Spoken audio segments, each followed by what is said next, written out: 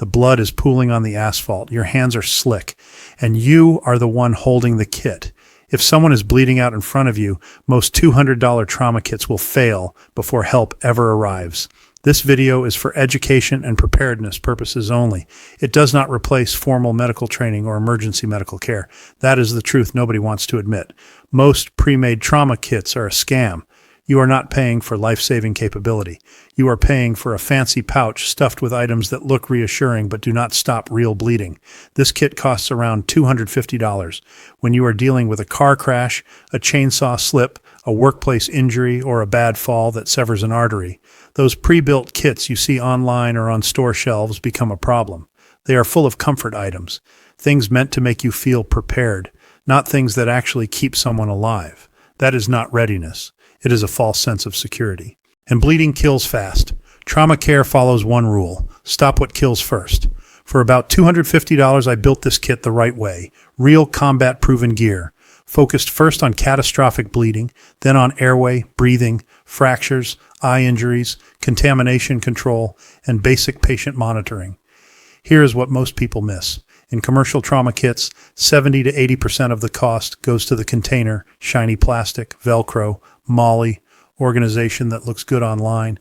That money should be going somewhere else. We flip the priority. Most of the budget goes to the items that stop bleeding in the first critical moments, because seconds decide outcomes. This is a cat tourniquet. We're going to place it high and tight on the thigh and keep the strap flat. Slide the loop over, get it right above the knee, then pull the tail straight through the buckle. Cinch it down until it's snug. If this were a bleed, Once I have the bleeding controlled, I lock the windlass down, quarter turn, press it in, hear that click.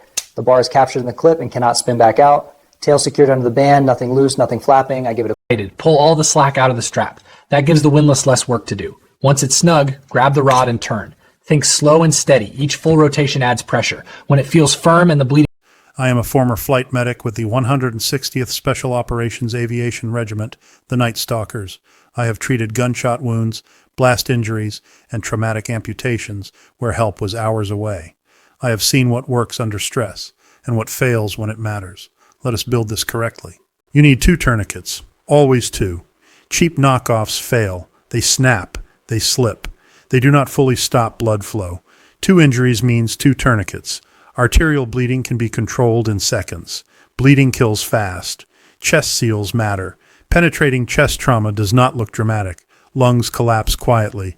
Oxygen drops. People deteriorate before you realize what is happening. This is a vented chest seal. It's designed to cover a penetrating wound to the chest and let air escape without letting more in. The vents are right here on the edge. Placement is high on the chest, just over the injury, usually. Once you've exposed the area, peel the backing straight off the adhesive. Keep the vent ports toward the shoulder so they stay open and can point up. Start in the center, lay it down. Strong adhesive. One-way valves. Reliable in blood, sweat, rain, and chaos. Pressure dressings are the workhorse. This is an Israeli combat dressing, sometimes called an emergency bandage. It's vacuum sealed to keep it sterile and compact. Think of it as a pressure bandage and wound pad in one unit. The very first thing is making sure the pressure pad goes directly over the source of bleeding. Think of it as a bullseye. This stitched square is the part that actually does the work. I line it up with the center of the wound, right, And I'm keeping steady tension on the elastic as I wrap. That stretch is what gives us constant pressure on the wound. When I reach the pressure bar, I feed the bandage through this slot and flip directions. To lock it down, slide the clip under the last layer, then rotate it over the top until it clicks. That secures the tail without releasing pressure. Smooth the wrap toward the edges. You want it flat. These are what you will reach for most often. Vehicle crashes, falls, industrial injuries. They maintain pressure so you can think instead of panic.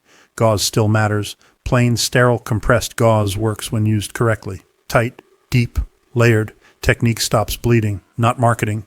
Now let us talk about Celox.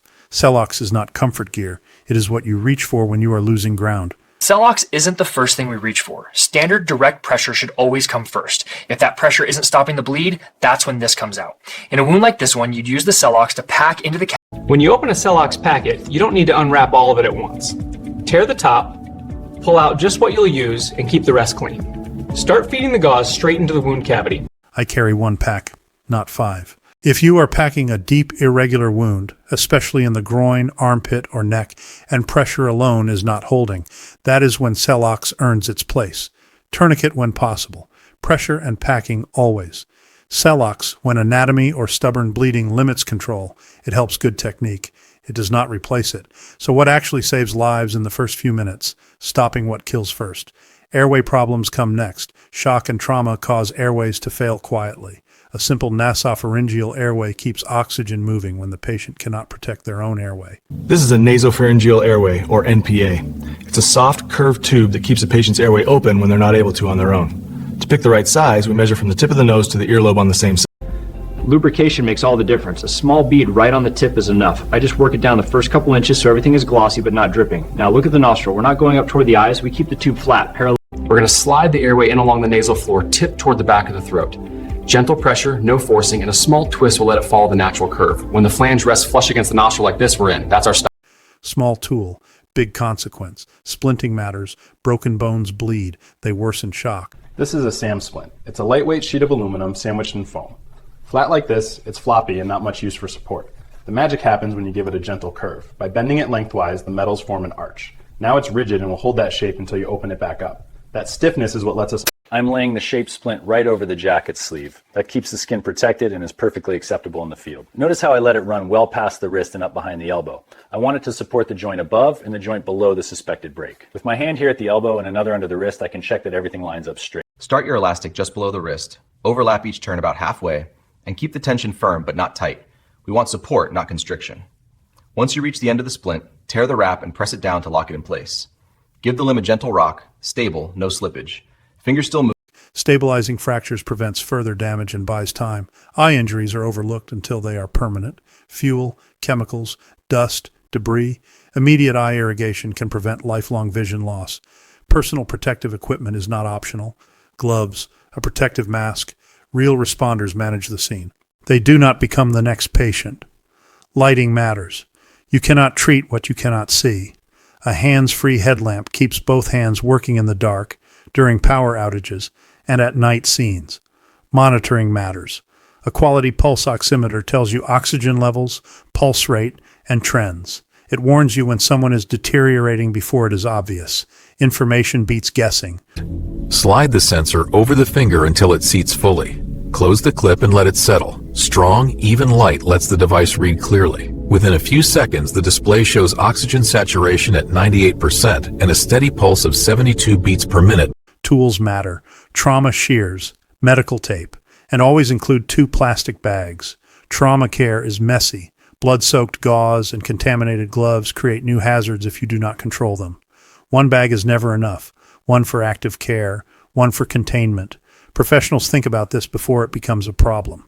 Separate life-saving gear from minor care. Boo-boo items go in their own small module. You should never be digging past a tourniquet for a scraped knee. Skip the expensive tactical pouch.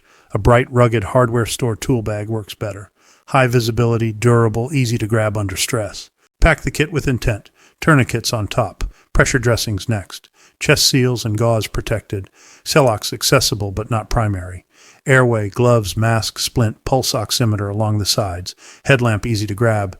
2 plastic waste bags folded flat. Minor care completely separate. Simple, fast, logical. Total cost is around $250. This is the exact trauma kit I keep in the back seat of my Jeep. It lives through heat, cold, vibration, dust, and neglect. Because emergencies do not ask permission. If something failed, I would know. If you're going to carry medical gear, you owe it to the person bleeding to know how to use it. Preparedness is not gear. It is choosing not to look away when it matters. This is survival. This is resilience. This is Suburban Prepper.